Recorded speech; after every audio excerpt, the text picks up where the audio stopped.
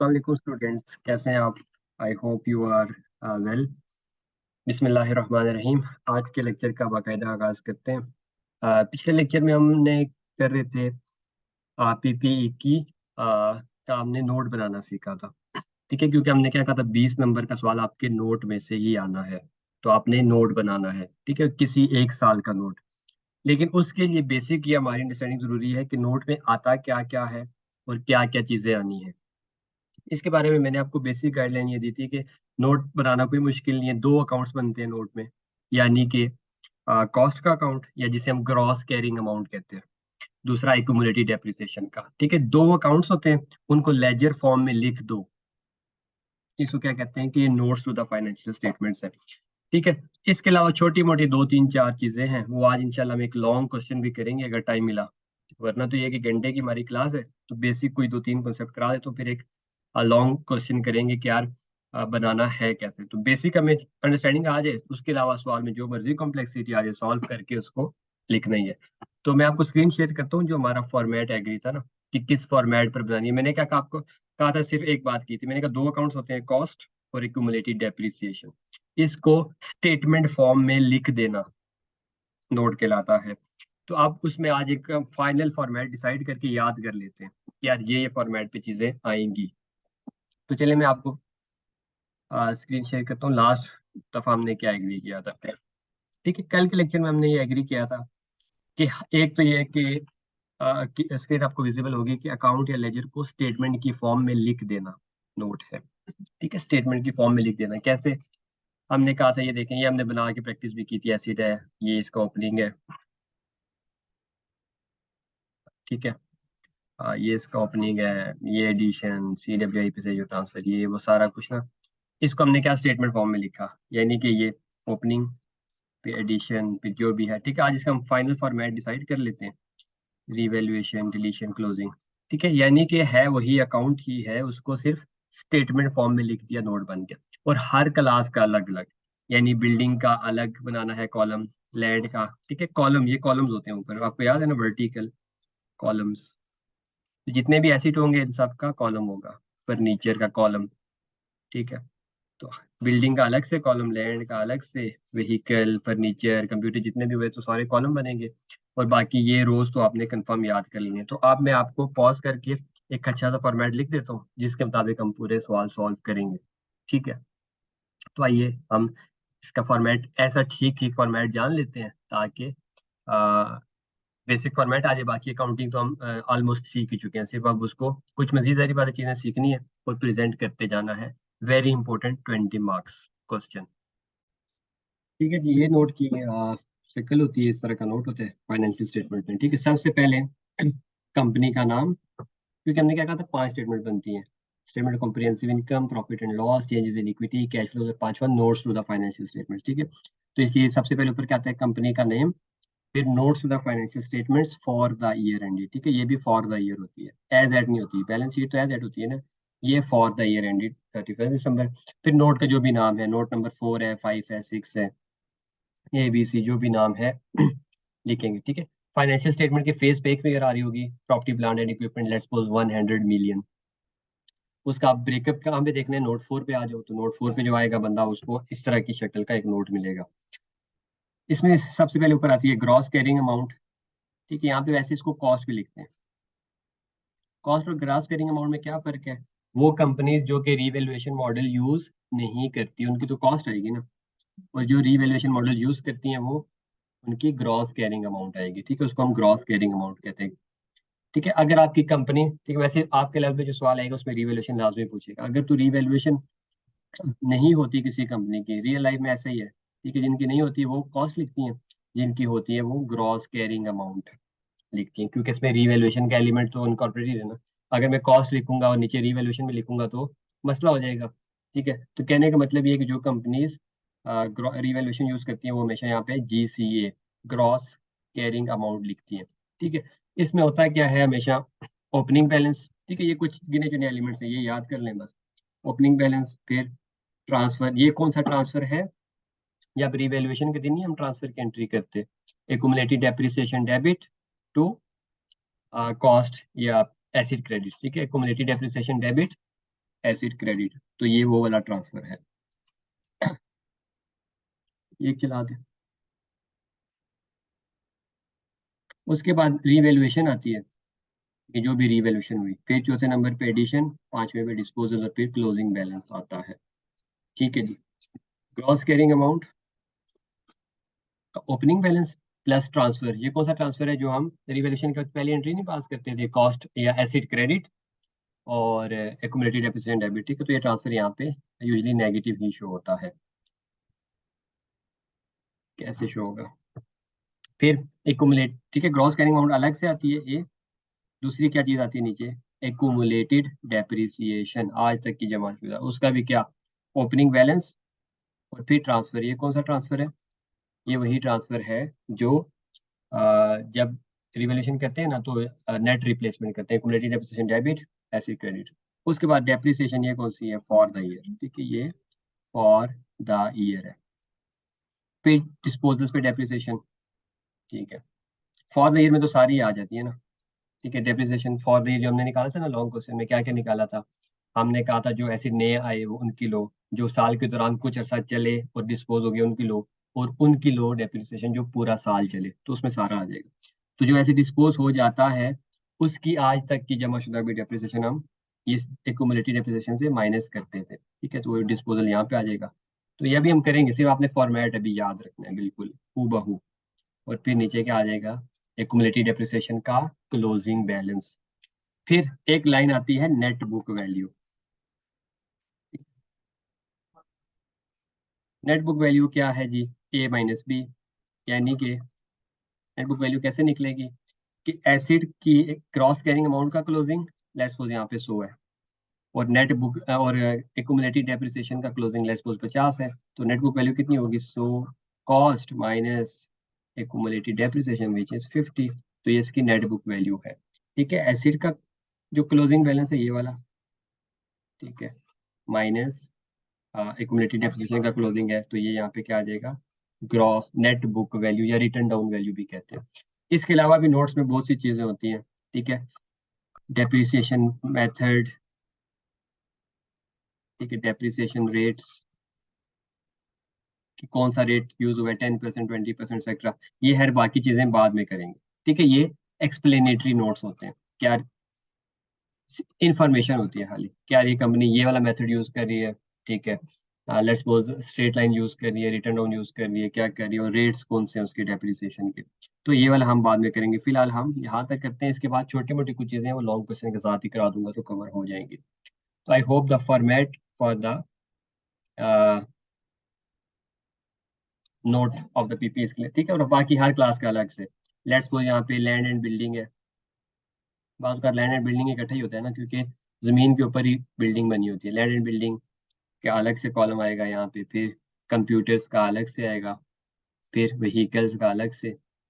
ठीक है, ये जो फॉर्मेट है ना, ये हमेशा वो बहुत सेम ही रहता है। ठीक है, यहाँ पे जितने एसिड्स हैं वो लिखते जाओ, और यहाँ पे टोटल का कॉलम आखिर में कर दो, सबको सब जमा कर दो, लेट्स सपोज 10 10 10, तो टोटल 30। ठीक है, दूसरा टोटल का भी ये कॉलम होता है। तो यहाँ तक तो आप फॉर्मेट याद करें। ठीक है, IS 16 ने बताया है कि इस तरह आपने एसिड की के अकाउंट कॉस्ट का या ग्रॉस कैरिंग अमाउंट का अलग से बनाना है, opening addition, opening transfer, evaluation, addition, disposal, और एक्यूमुलेटेड डेप्रिसिएशन का अलग से बनाना है, और दो ही अकाउंट्स हैं, उनको स्टेटमेंट फॉर्म में लिख देना, ऊपर कॉस्ट या ये ग्रॉस कैरिंग अमाउंट, और नीचे एक्यूमुलेटेड डेप्रिसिएशन, और नीचे आखिर में एक नेट बुक वैल्यू के अमाउंट। ठीक है, तो ये हमारा बन जाता है notes to the financial statements. अब एक छोटा सा एग्जांपल लेता हूँ, उसके जरिए ये सवाल जो है सॉल्व करते हैं इसी फॉर्मेट के अंदर। ठीक है, और एक एसेट लेते हैं, हमने भी क्या लैंड एंड बिल्डिंग ले लेते हैं, ठीक है, या कोई फर्नीचर कोई मशीन का एक ले लेते हैं एलिमेंट। ठीक है, नहीं, एक सवाल मैंने बना लिया है। डेट ऑफ परचेज है इस एसिड की 1 जनवरी 2021। ठीक है, इस दिन को एसिड लिया है, कॉस्ट है इसकी 100 रुपीज, 25% स्ट्रेट लाइन मेथड है, पहले साल के आखिर में रीवैल्यूड अमाउंट है 120, अगले साल फिर रीवैल्यू हुई तो। ठीक है, तो सबसे पहले आपने वर्किंग करनी है, वर्किंग इज वेरी इंपॉर्टेंट। ठीक है, तो सबसे पहले हम वर्किंग कर लेते हैं। तो वर्किंग आपको देखें, आपको एंट्रीज चाहिए हो तब भी वर्किंग इंपॉर्टेंट है। ठीक है, आपने नोट बनाना हो तब भी वर्किंग इंपॉर्टेंट है। आपने अगर अकाउंट्स बनाने हो, कुछ भी करना हो तो वर्किंग्स इंपॉर्टेंट है। ठीक है, जो भी हम वर्किंग करते हैं ना, याद है ना स्टैंडर्ड फॉर्मेट, उसी के मुताबिक हमने वर्किंग लाजमी करनी है। तो आइए जी वर्किंग करते हैं। वर्किंग कैसे होगी? हमारी डेट आती है हमारे पास, फिर डिस्क्रिप्शन आती है, फिर अमाउंट आती है। ठीक है, और फिर अगर गेन या लॉस आते हैं तो हम रिवैल्यूएशन सरप्लस या वो वगैरह टेक्निक्स यहाँ पे लिखते हैं। तो सबसे पहले हमने क्या किया जी, 1 जनवरी 2021 को हमारे पास क्या था, एसिड आया, कॉस्ट पे कितनी है 100, बस उसके बाद कुछ हुआ नहीं। तो 31 दिसंबर 2021 आया, तो उस पर क्या हो गया, ऐसे डेप्रिशिएट हो जाएगा 25%।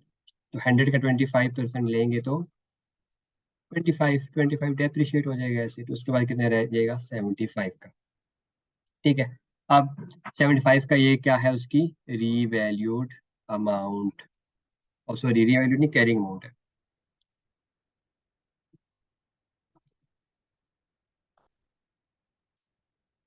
ठीक है, अभी इसी दिन ये साथ में रीवैल्यू भी हो जाएगा। तो इसकी क्या आ जाएगी हमारे पास, कैरिंग अमाउंट।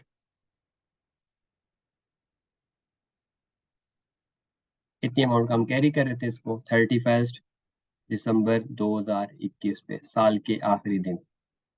ठीक है, अब उसने कहा भाई रिवैल्यूएशन भी हुई और 120 पर चला गया है। ठीक है, तो मैं क्या करता था, सबसे पहले एक एंट्री करता था, क्या कि आज तक की उसकी जितनी जमाशुदा डेप्रिसिएशन है ना, उसको डेबिट एसिड क्रेडिट। ठीक है, इस केस में हमने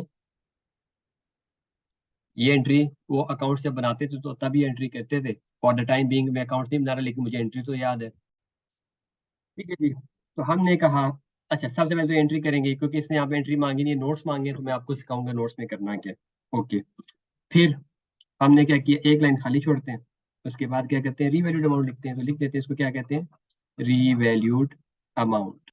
किस दिन पर, 31 दिसंबर 2021 पर रीवैल्यूड अमाउंट है। ठीक है, एक लाइन खाली छोड़ के फिर सबसे पहले दो एंट्री करते हैं। रिवैल्यूएशन दो ही काम होते हैं, एक लाइन खाली छोड़ के अमाउंट लिखते हैं, दूसरी एक्युमुलेटेड डेप्रिसिएशन की एंट्री जो कि हमारे माइंड में हो चुकी है।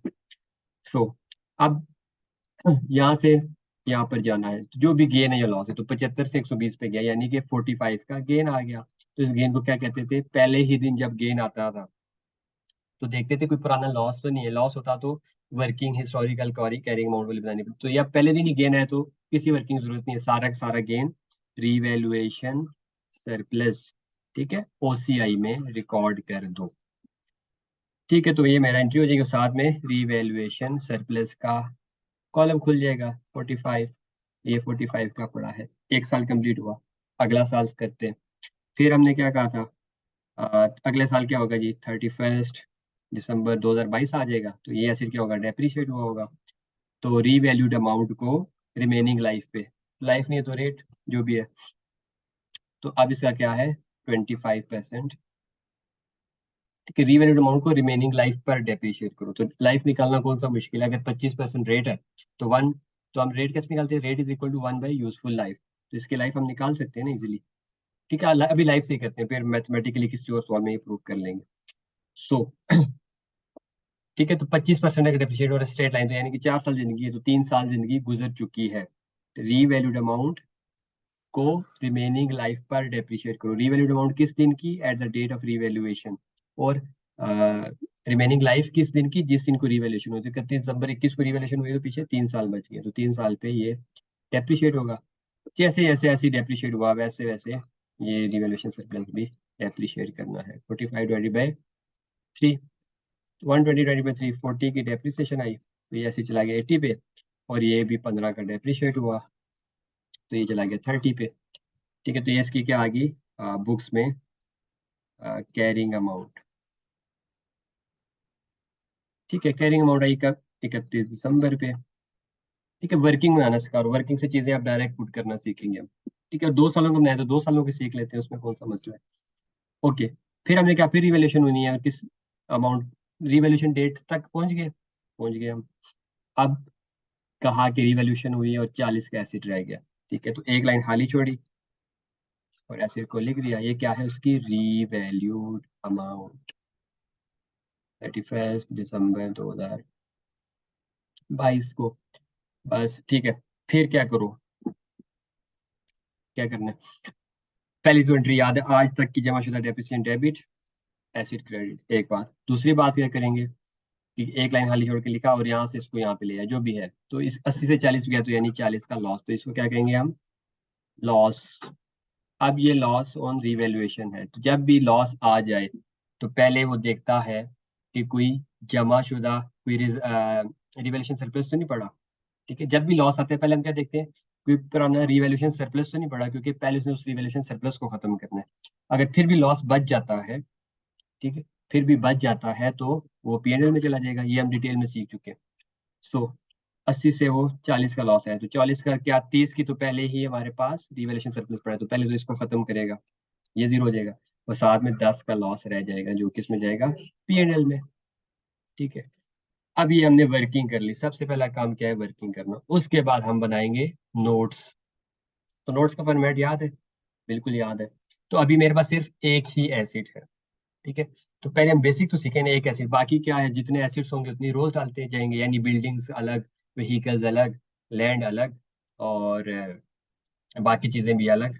ठीक है, जो भी फर्नीचर है, प्रॉपर्टी, प्लांट है, मशीनरी है। तो अभी मैं कहता हूँ मेरे पास एक ही एसिड है, तो इसकी बना लेता हूँ, क्या बनाना है, नोट। तो उस एसिड की मैंने वर्किंग कंप्लीट कर ली, तो अब आइए देखते हैं नोट्स कैसे बनेंगे। नोट्स हमेशा 2 साल के बना लेता हूँ ना, तो 2022 का भी बना लेता हूँ, क्योंकि हमने 2 साल की वर्किंग की है, तो नोट्स भी 2 साल के, ताकि आपकी बेटर अंडरस्टैंडिंग हो जाए।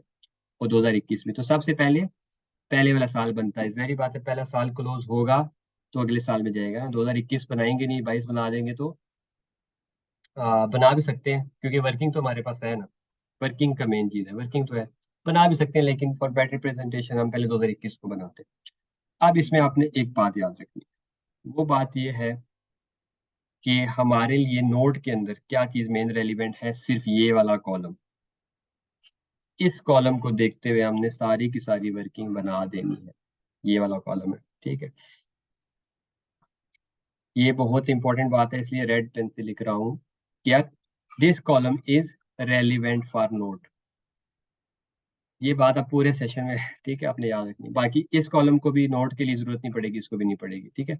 ये वाला जो कॉलम है ना, पहला अमाउंट वाला, ये नोट्स के लिए बहुत जरूरी है, रेलिवेंट फॉर द नोट, ये वाला कॉलम। एग्रीड। तो अब चलें जी, वन बाय वन हम पुट करना शुरू करते हैं। ठीक है, नोट को मैं ब्लू पेन से, ओके। अब 2021 पर सवाल ने क्या कहा है, डेट ऑफ परचेज, यानी 2021 को परचेज किया, तो क्या 2020 में कोई एसिड था, नो एसिड, क्योंकि कब परचेज किया, 1 तारीख को। तो क्या 2020 का कोई क्लोजिंग था, ठीक है, 2020 में था ही नहीं एसिड, 1 तारीख को लिया है। तो हमने क्या, ओपनिंग क्या होते हैं, जो 1 तारीख को लिए होते हैं वो ओपनिंग नहीं होते, बल्कि वो तो साल के दौरान लिया, 1 तारीख को लिया, आखिरी तारीख को लिया, लिया साल के दौरान है। ओपनिंग हमेशा वो होगा जो पिछले साल के क्लोजिंग में था। तो क्या 2031 दिसंबर 2020 के, ठीक है। ओपनिंग के लिए ये रूल तो याद है ना, ओपनिंग ये नहीं होता कि साल के पहले दिन लिया वो ओपनिंग, ओपनिंग वो है जो पिछले साल की क्लोजिंग में था। तो क्या 2020 के क्लोजिंग में कुछ था, कुछ भी नहीं था, तो यानी कि ओपनिंग बैलेंस कितना आ जाएगा, जीरो। 2021 का ओपनिंग क्या है, जीरो। फिर 2021 में कुछ ट्रांसफर हुआ या नहीं हुआ, ठीक है, ठीक है जी। ओपनिंग नहीं था बस, फिर ट्रांसफर, क्या हमने इस साल के दौरान कोई ट्रांसफर किया, कौन सा ट्रांसफर बोला, वही accumulated depreciation debit asset credit. तो आप देखिए एक दफा रिवैल्यूएशन हुई थी, बिल्कुल हुई थी, जिसकी एंट्री हमने दिमाग में नहीं की थी, ये वाला 25 accumulated depreciation debit, transfer PP credit. तो एक्यूमुलेटेड डेप्रिसिएशन को डेबिट और पीपी को क्रेडिट, तो यहाँ पे 25 का माइनस करना है, कि जमा शुदा डेबिट, ठीक है। नेट रिप्लेसमेंट वाली एंट्री याद है ना, ठीक है। आल्दो मुझे सवाल इस तरह का बनाना चाहिए था कि ये अगले ठीक है, अगले साल के पहले दिन रीवैल्यू होता, मैंने इसके साल के आखिर में रीवैल्यूएशन किया, ठीक है। तो इसलिए ओपनिंग जीरो है, तो आप सोच रहे होंगे ओपनिंग जीरो तो ये कैसे माइनस हो रहा है, बिल्कुल लॉजिकल बात है। लेकिन for the sake of our concept building, हमने कॉन्सेप्ट अपना बनाना है, ठीक है। तो हमने क्या कहा, ओपनिंग नहीं था, तो उससे हमें गर्ज नहीं है, रट्टा तो नहीं लगाना ना, हमें बस लॉजिकली चीजें सीखनी है। ओपनिंग पिछले साल का क्लोजिंग नहीं था, नहीं था, जीरो। साल के दौरान कुछ ट्रांसफर हुआ, बिल्कुल 25 की डेप्रिसिएशन, क्या हुआ था, accumulated depreciation debit asset credit, तो ये यहाँ से ट्रांसफर हुआ था कितना, यहाँ से 25 का यहाँ से ट्रांसफर हो गया था, यहाँ से ट्रांसफर हुआ और ऊपर चला गया ऊपर भी, ठीक है, एक्यूमुलेटेड परसेंट कम हुआ, डेबिट माइनस, और एसिड क्रेडिट वो भी माइनस, ठीक है, तो ये ट्रांसफर हो गया। उसके बाद कोई रीवैल्यूएशन हुई है, बिल्कुल रीवैल्यूएशन हुई है, तो रीवैल्यूएशन मैंने आपको क्या कहा, सिर्फ ये वाला कॉलम रेलिवेंट है, बाकी ये सरप्लस और ये वाले कॉलम रेलिवेंट नहीं है। तो इसमें रीवैल्यूएशन हुई बिल्कुल 45, बस ये उठा के लिखना है, जो भी है यहाँ पे, ठीक है, साथ वाले कॉलम को नहीं देखना, 45, तो रीवैल्यूएशन 45। फिर एडिशन कोई साल के दौरान हुई, बिल्कुल हुई, कॉस्ट कितनी है हमारी 100, 100 की एडिशन हुई, ठीक है, उठा के लिखना सिखा रहा हूँ मैं। डिस्पोजल कुछ ऐसे बेचा नहीं बेचा, तो बस ये आपका क्या आ जाएगा, क्लोजिंग। तो ऐड करें जितना 145 में से 25 किए तो 120, 120 की एसिड की कैरिंग अमाउंट है, ग्रॉस कैरिंग अमाउंट, ठीक है, इसमें से डेप्रिसिएशन भी माइनस करनी है। डेप्रिसिएशन का ओपनिंग कोई था नहीं, पिछले साल का क्लोजिंग ही नहीं था, तो इस साल का ओपनिंग कैसे बनेगा। डेप्रिसिएशन फॉर द ईयर कैसे निकालनी है, तो इसके लिए आपको हमेशा वर्किंग करनी पड़ेगी, ठीक है। डेप्रिसिएशन फॉर द ईयर के लिए वर्किंग करनी पड़ा करेगी। ये कोई डिस्पोजल कुछ हुए हैं हमारे पास, कोई डिस्पोजल नहीं हुआ, जीरो। तो डेप्रिसिएशन फॉर द ईयर के लिए हमेशा वर्किंग करनी पड़ेगी, तो वर्किंग करना कौन सा मुश्किल है, वैसे यहाँ से भी आ सकती है आपके पास, लेकिन आपको मैंने क्या कहा था, depreciation for the year, for the year के लिए, डेप्रिसिएशन फॉर द ईयर के लिए तीन तरह की डेप्रिसिएशन होती है, क्या, ऑन न्यू एसिड्स, फिर जो नए एडिशन हुए हैं, फिर नहीं पे होती है, फिर वो एसिड जो डिस्पोज हो गए हैं, उनके जितना अरसा भी चले, 1 महीना चल के डिस्पोज हुआ है, 11 महीने, 12 महीने, जब भी ऑन डिस्पोजल्स, और वो एसिड जो पूरा साल इस्तेमाल हुए, याद है ना, वो एसिड जो पूरा साल में इस्तेमाल हुए उनकी डेप्रिसिएशन, जो कुछ अर्सा चल के खत्म हो गया उनकी डेप्रिसिएशन, जो नए आए उनकी डेप्रिसिएशन, ये फॉर द ईयर होती है। तो हमारा सवाल बिल्कुल सिंपल है, एक ही एसिड था न्यू वाला, तो उस पर कर लेते हैं, डिस्पोजल कोई नहीं हुआ, इस पे नहीं है, पूरे साल वाले भी नहीं है, तो इसकी डेप्रिसिएशन कहाँ से आ गई, हमारी वर्किंग से, वरना हमें इसकी वर्किंग बनानी पड़ती, ठीक है। तो 25 की क्या आ गई depreciation, depreciation for the year कितनी है यहाँ पे 25, ठीक है, और साल के आखिर में 25 माइनस 25 जीरो, जीरो क्यों हुआ, क्योंकि साल के आखिरी दिन रीवैल्यू हो गया, तो जितनी भी जमा शुदा डेप्रिसिएशन पड़ी थी वो डेबिट, ऐसे कर, ठीक है। तो ये साल के आखिर में इसकी कैरिंग अमाउंट क्या होगी, 120 की कॉस्ट माइनस जीरो, तो 120 माइनस जीरो कितना आता है, 120 की इसकी क्या है, नेट बुक वैल्यू, ये पिछले सवाल का लिखा है, इसको मिटा देते हैं। यहाँ तक कोई मसला, बस उसको वहां से चीजें उठाकर यहाँ पे प्रेजेंट करनी है, ठीक है, वर्किंग की हर चीज पे टिक लगना चाहिए, ठीक है। देखो कॉस्ट पे मैंने उठा के भेजी, कॉस्ट पे टिक लगा, फिर डेप्रिसिएशन भी आ गई, फिर रिवैल्यूएशन सरप्लस भी यहाँ से उठा के, ये वाला कॉलम हमारे लिए रेलिवेंट है, ठीक है, ये वाला कॉलम। फिर अब देखें जरा इसकी रिवैल्यूड अमाउंट कितनी है, 120, ठीक है, साल के आखिर में, और हमारी नेट बुक वैल्यू कितनी रिप्रेजेंट कर रही है, 120, ये, यानी we are fine with this. Net book value कैसे निकाली, क्लोजिंग कॉस्ट में से क्लोजिंग एक्यूमुलेटेड डेप्रिसिएशन माइनस की। अब इस साल का क्लोजिंग अगले साल का ओपनिंग बनेगा, ये बात याद रखिएगा, ओपनिंग बैलेंस लिखते हैं 120, ठीक है, और इसी तरह एक्यूमुलेटेड डेप्रिसिएशन का इस साल का क्लोजिंग अगले साल का ओपनिंग बनेगा, जो कि जीरो है, इसका ओपनिंग 120 लिख दिया। फिर ड्यूरिंग द ईयर कोई ट्रांसफर हुआ, accumulated depreciation debit, asset credit हुआ, बिल्कुल हुआ, क्या, ये 40 की हमने क्या की थी, रीवैल्यूएशन की थी, तो 40 का क्या होगा, यहाँ से ट्रांसफर नीचे से निकला है एक्यूमुलेटेड डेप्रिसिएशन 40 का, ऊपर जाके एक्यूमुलेटेड डेप्रिसिएशन यहाँ से भी निकला, ट्रांसफर हुआ ना, खुद कम हो गया एक्यूमुलेटेड डेप्रिसिएशन माइनस, एसिड को भी माइनस कर दिया, बस। उसके बाद क्या हुआ, रीवैल्यूएशन हुई, बिल्कुल हुई, तो जो भी यहाँ पे है ना उसको लिख देना, तो अब यहाँ से 80 से माइनस 40 है ना, तो बस यहाँ पे आपने जाके इसको -40 लिख देना है। रिवोल्यूशन कितनी है, -40, पिछली दफा +45 दी, -40 है, कोई मसला नहीं, बस आपने वर्किंग ठीक ठीक किया, उठा के लिखना है, बस लिख दिया। इस साल के दौरान कोई एडिशन हुई नहीं हुई, हमारा एसिड था, कोई डिस्पोजल हुई, कोई भी नहीं हुई, वही हमारा एसिड था, ओके। तो अब ऐसे 120 में से 40 ये माइनस और 40 ये माइनस, कितना रह गया एसिड, 120 में से 80 गए तो 40 का, ठीक है। और डेप्रिसिएशन फॉर द ईयर कितनी है इसकी, डेप्रिसिएशन फॉर द ईयर कितनी है, इस साल जो 40 की डेप्रिसिएशन थी ना, डेप्रिसिएशन फॉर द ईयर में कितना लिखना है 40, डिस्पोजल की हुई है नील, तो ये 40 और ये 40 ये काट कर 0 हो गया। तो एसिड कितना है, क्लोजिंग कॉस्ट का closing balance minus closing accumulated depreciation, 40 में से 0 माइनस करें तो 40, यानी कि मेरा एसिड 40 का पड़ा हुआ है। तो आइए वर्किंग में देखें, बिल्कुल वर्किंग में भी 40 का पड़ा हुआ है। तो कहने का मतलब ये है कि आपने वर्किंग हमेशा बनानी है। एक बात,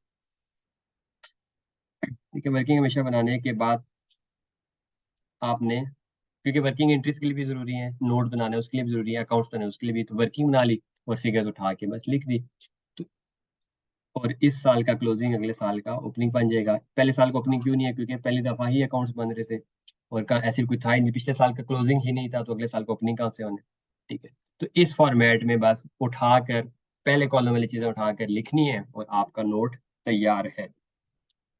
ठीक है, ये देखें, ओपनिंग, फिर इतना ट्रांसफर हुआ, फिर एडिशन, फिर डिस्पोजल 120। ठीक है, ये सिर्फ मैं अपने कॉन्सेप्ट के लिए, बाकी जहरी बात है अगर ओपनिंग 0 था तो ट्रांसफर कहाँ से हुआ, लेकिन हमने तो अकाउंटिंग सीखनी है ना, जो हमें ठीक है, क्योंकि हमने सवाल ही ऐसा बनाया था, तो उसका मसला नहीं है। आपने बस क्या करना है, दोबारा बता देता हूँ, 2020 का कोई क्लोजिंग था जो 2021 को ओपनिंग बने नहीं, 0। फिर ड्यूरिंग ईयर कोई ट्रांसफर हुआ, वो कौन सा ट्रांसफर, जब नेट नेट रिप्लेसमेंट वाले नहीं होता, जब एसेट लाते हैं रीवैल्यू करते हैं, तो cost credit equity depreciation debit, yes हुआ 25 का, ये यहाँ से भी हुआ और ये यहाँ से भी हुआ, एग्रीड। फिर कैरिंग अमाउंट, तो ये बैलेंसिंग फिगर है ना, 100 में से 25 निकाला तो इसको कुछ नहीं करते, रीवैल्यूएशन वाली उठा के लिखनी है, 45 पॉजिटिव है तो रीवैल्यूएशन हुआ है 45 पॉजिटिव।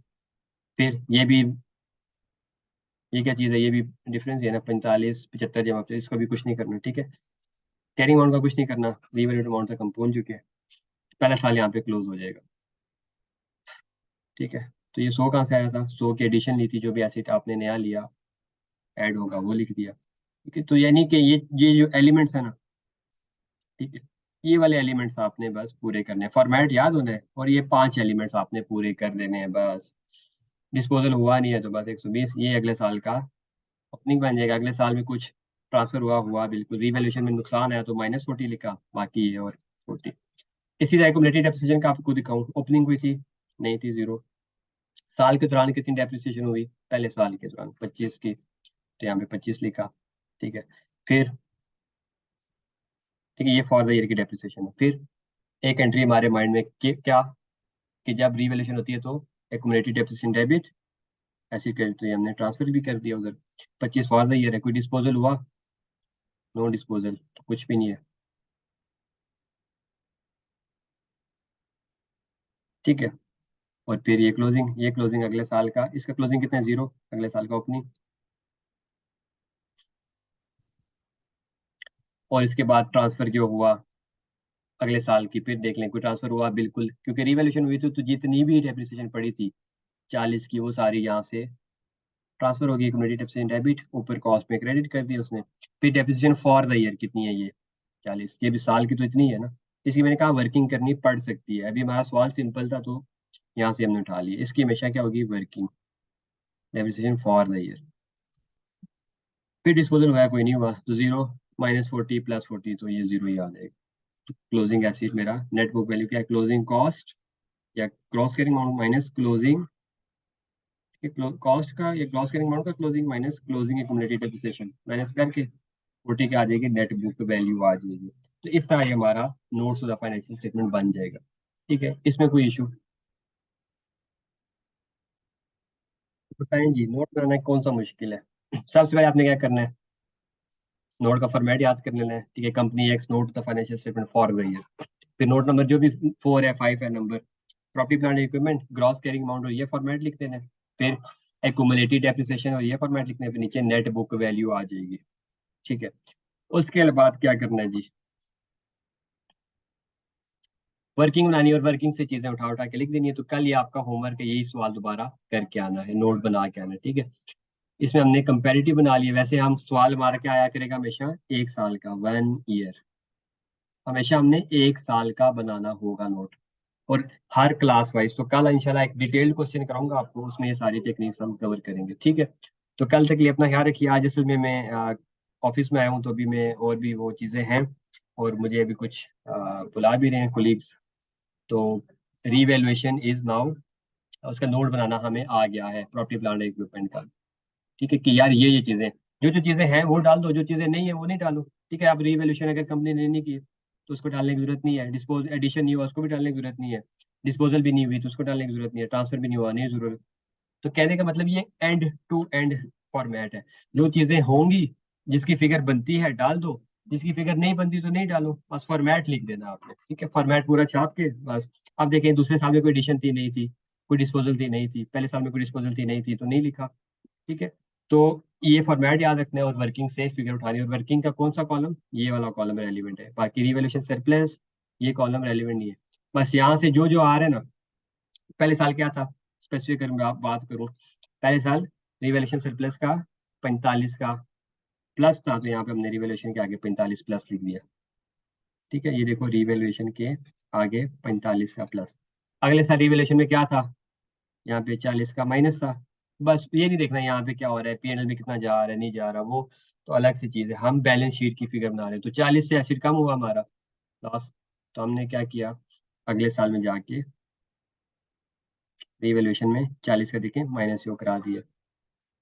कहने का मतलब है पहले कॉलम से हमारी वर्किंग बन जाएगी। तो कल ये आपने रिवाइज करके आना है, कल हम एक बहुत डिटेल्ड क्वेश्चन करेंगे जिसमें सारी बेसिक्स कवर होंगे। तो कल का लेक्चर इज वेरी इंपॉर्टेंट, और उसमें नीचे जो डिटेल नोट आते हैं वो भी आपको सिखाऊंगा। कल तक के लिए अपना ख्याल रखिएगा। टेक केयर, अल्लाह हाफिज।